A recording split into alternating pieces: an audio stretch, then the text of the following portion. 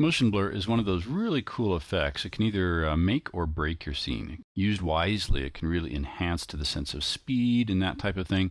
Used poorly, it can look amateurish at best, and at worst, it can make your viewer feel like they're on drugs while they watch the scene. Maybe that's desirable, I don't know. I have the basic carnivorous plant scene set up right here, and you're familiar with it. As the plant starts moving, it kind of bops along. There's a fly you can put in here, and it makes this lunge and grabs it. Now, this is a fine animation. There's some nice extra motion going on. We get the leaves kind of moving independently of the head of the plant. But what I want to do is right where this creature makes this lunge, I want to go ahead and create a motion blur. So it looks like we've got extra speed, that it's so fast the fly didn't have a chance. Let's go back to the very beginning of the animation, time frame 0 here. And I would encourage you to always engage some of these effects at time frame 0, because otherwise many things are keyframeable, and if you begin doing it halfway down the timeline, you can create a little excitement that you have to track down later on. Another point to call to your attention is that I'm working on the Mac platform for this demonstration, and there's still an existing bug in the program that doesn't allow me to individually see all the things that are getting keyframed, like the scene settings versus the document itself or a portion of the character. If you're working on the PC, you don't have this problem. You'll see an entire list over here on the left-hand side of things that are being keyframed or not, and it makes it very easy to make some adjustments. This change or fix will be coming out soon. So I'm at time frame 0. What I want to do is open up the carnivorous plant layer settings right here. Now, anytime this window is open, you either have to click Apply or OK to affect a keyframe. If you don't do that, changing anything in here does not automatically create a keyframe. So the first thing I want to do is allow animated layer effects, because we're going to be applying this to an entire layer. So I'll click right there to engage that and then click Apply. Now we don't see any update here, but if this was expanded on the left, we would be able to see that. Let me pull this over just a little bit. And as we scrub the timeline, we get near where our plant starts making the big move. I'll say about there. What I want to do is come to Motion Blur up here, click Motion Blur on, and choose Apply.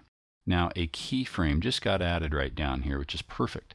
If I want to see if this is working correctly, I can scrub backwards a little bit, release, and we see Motion Blur turns off. If I come forward to that keyframe, we see it turn on, and we see a frame count, and a couple other items. Let's explain this before we get too much further into it. We have the preview animation right here, and we'll see it render up in 3 spots. When I say 3 spots, we've got 3 actual images taking place. The frame counts are the frames before the currently rendered action. So what we're seeing is history, which is our motion blur back here of the preceding frames. The end opacity, where it starts way down here, is 10%. Then there's 30% where it finishes up, or the start opacity right behind the character. And then our character is at 100% opacity. Now, the frame skip is how many frames back you want it to reach to get the history or the information. If you're dealing with something like a speeding jet that's getting closer from the distance, you can create frame skips by moving to 2 instead of 1, and it spaces out the blur a little bit. Then finally, we have a blur radius, how soft you want these objects to be right here. So we're leaving it right there for the moment. But as our plant starts to make the big move, I'm going to want to increase the frame count. So at about right here, all of a sudden we get some pretty healthy motion. If I want to align this to how long I want this motion to take place or how far back in time, I can make a quick check of the project settings. The current project has a frame rate of 24 frames a second, 24 still shots making up a full second of animation, standard frame rate for digital video. So with that done, I'm going to come here and say, you know what? I can see where the timeline marker is. There is no keyframe right there currently. I'll say let's increase the frame count to something like 6 and choose Apply. I see another keyframe get added. It makes this lunge for the fly.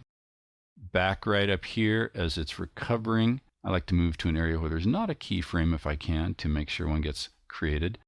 Bring this back down to a value of 2. Click Apply.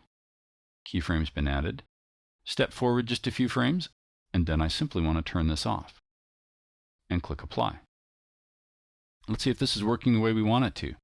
When we get to this big motion right here, I'll do a quick preview render, either Command or Control R, depending on your system.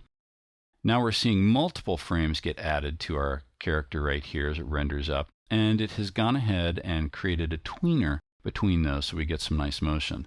So if we go ahead and come right out and do a full animation then and say, let's export an animation, we'll accept the defaults. I shortened up the render period to 129 down here in my timeline.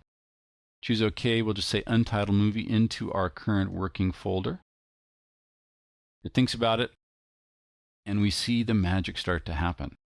Now we get our actual motion right here. As it gets ready to make the lunge, we'll go ahead and start seeing the extra frames get added as it does the motion blur. It's thinking about it a little bit harder now. It's doing multiple renders to go ahead and composite that into the scene. Takes a little bit longer anytime you add special effects like this. We see this lunge, it comes back into place, the motion blur has been turned off, and the rest of our animation completes here. So let's go ahead and take a look at this in action now. It finishes up, there's the export, little plants bopping along.